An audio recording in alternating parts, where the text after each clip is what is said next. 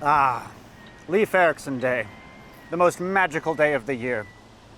As we all know, there are many holiday festivities to take part in on this wonderful, wonderful day.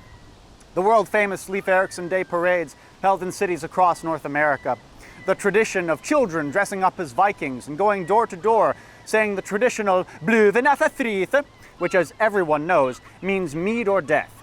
Be sure to give each child a bottle of mead, and if you don't, they'll burn your fucking house down. Though I love taking part in all of these wonderful, magical holiday festivities, I especially look forward to my annual Leif Erikson Day special, where I share amazing, adventurous stories of the Norse exploration of North America with my gracious viewers. Last year, I told you about the first voyage that the Greenlanders took to the New World, led by Leif Erikson himself, or Leif Erikson, as he is called by those who can consistently pronounce names in Icelandic or Old Norse without screwing up and sounding like an idiot.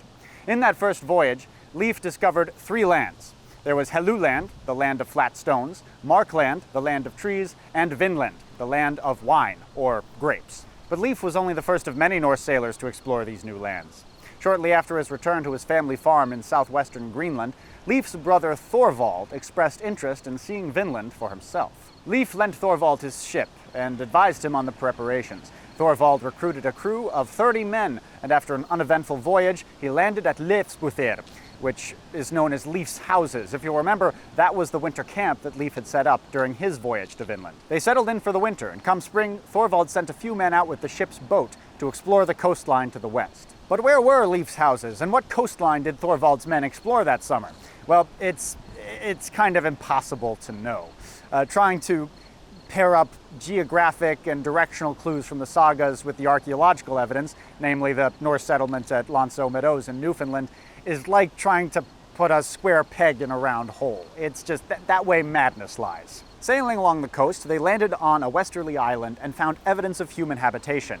It was a wooden shed of some kind. I've seen it translated as a granary, stack cover, and a corn shed. Leif hadn't encountered any Native Americans during his initial voyage to Vinland, so the Norse up until this point had no reason to think that Vinland was inhabited. But at the same time, while this was a notable discovery, it wouldn't have come as a huge shock to Thorvald's men. In the Book of the Icelanders, a sort of a tome of early Icelandic history, it mentions toward the beginning how the initial Norse settlers of Iceland found Irish books, bells, and staffs, evidence that some seafaring monks had reached the island before them. So definitely a notable find, but it probably didn't blow their minds.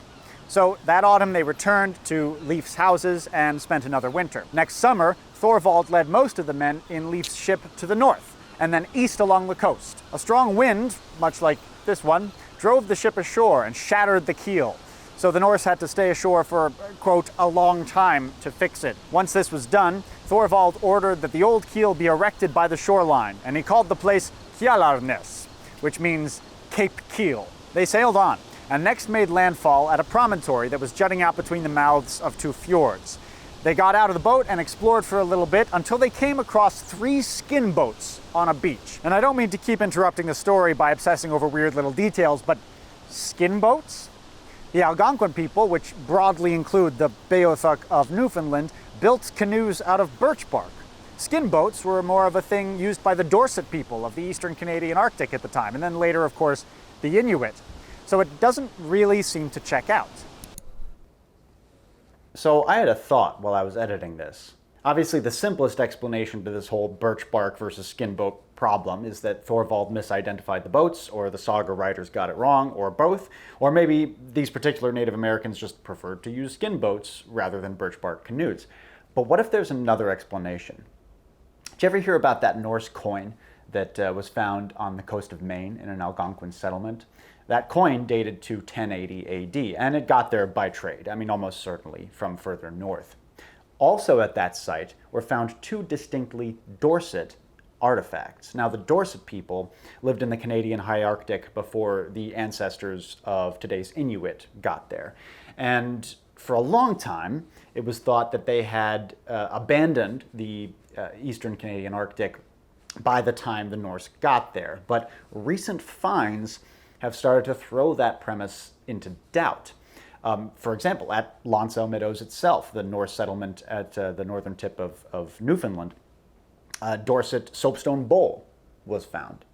Also on Baffin Island, a piece of yarn made from goat hair was discovered in a Dorset settlement, almost certainly of Norse origin. And that is the sort of thing that you wouldn't trade over long distances. You know, it's just a piece of yarn made from goat hair. It's just a little like trinket.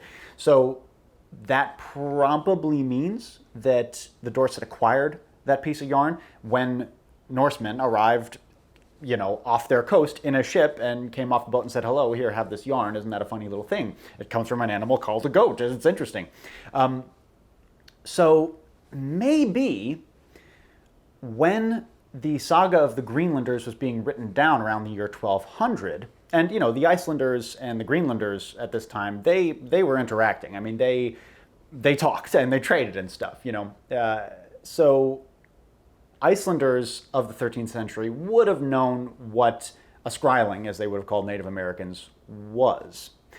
But in their mind, when they called the Skrælings to mind, they probably didn't think of the Algonquin Native Americans that Thorvald met on his journey. They probably thought of the Dorset and that more Arctic style of living, you know? So maybe the saga writer is imagining a more, you know, Inuit-style Arctic Native American rather than sort of a more kind of like New England-y, Southeastern Canadian Native American when he's writing these words. So maybe that's why it says skin boat, because this author is thinking, oh, well, you know, the Skrælings use skin boats, not really understanding that obviously, you know, the inhabitants of the eastern seaboard of North America are, you know, vastly different cultures and, you know, languages and tools that they would have and stuff like that, that, you know, sort of he would think of every Skryling as just being part of a monolith, right? Because he doesn't kind of fully understand how large the continent of North America is. I don't know. Supposition on my part, admittedly, but I think it's kind of interesting. Anyway, back to the story. Thorvald just found the ships, the boats, on the beach. So Thorvald's men overturned the boats, and lo and behold, there were 3 men under each of them.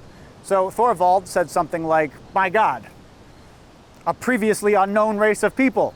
Let's kill them. And so he did.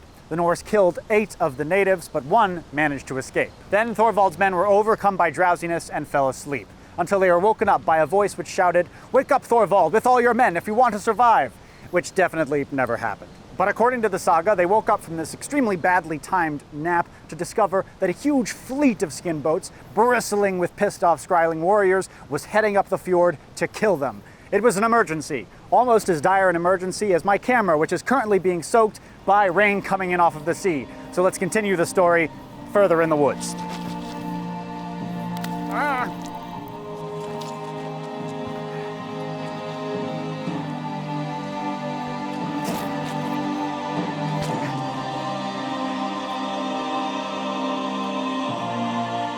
Well, seems the gods of the sea have tempered their wrath for the moment. So let me just continue the story. Oh yes, that's right. So a big Skryling fleet was heading up the fjord toward our Norsemen. So Thorvald told everybody to get onto the boat, and they formed a shield wall right above the gunwale of the ship. So, you know, it's a pretty sort of nice, impressive little barricade there with all the shields lined up, and their bodies were pretty much safe. Now, a hail of arrows came and started peppering the boat and the shield. Eventually, the natives retreated, and Thorvald looked around and asked if everybody was okay. It seemed like they were, and then Thorvald lifted up his arm, revealing that an arrow had pierced deep into his armpit, which, as I understand, is not a really good place to get hit by an arrow or anything, really. He correctly surmised that this would lead to his death. Thorvald commanded his crew to bury him at that promontory where they had landed, and place a cross at his head and a cross at his feet, and call the place Crossaness, or Cape Cross, forever after. Thorvald apparently had a thing for naming places. Now, it shouldn't come as too much of a surprise to us that Thorvald would want to be buried in this way. It's very likely that he was a Christian. Some sort of Viking history enthusiasts are quick to point out that the sagas were written during Christian times in Iceland, and that there may be a bit of Christian bias in what we know about these events or these stories, and not just the Vinland sagas, but really all the Icelandic sagas. But honestly, the Icelanders were remarkably non-judgmental of their ancestors' worship of pagan gods, so I really don't see why we would doubt the Saga's word on this. I think it's extremely plausible, very likely in fact, that Thorvald was a devout Christian. And I know that's not what our inner metalheads want to hear, right? We like the idea of hard-drinking, Odin-worshipping Vikings exploring America, not tame Greenlandic Christians. But that's just not what the Sagas are telling us here. So Thorvald dies, very dramatically. His crew returned to Leif's houses, gathered grapes and vines that gave Vinland its name, and went back to Greenland. They had plenty of news to tell Leif. But Thorvald's voyage was not the last time that the Norse would come face to face with Native Americans. The Sagas tell us of 2 other voyages to Vinland, which I'll tell you all about next year. In the meantime, I want to wish you a very happy Leif Erikson Day. Drink your mead down to the dregs, my friend.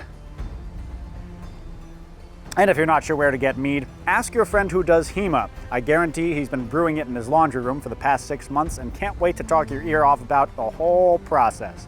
Skål! Oh yeah.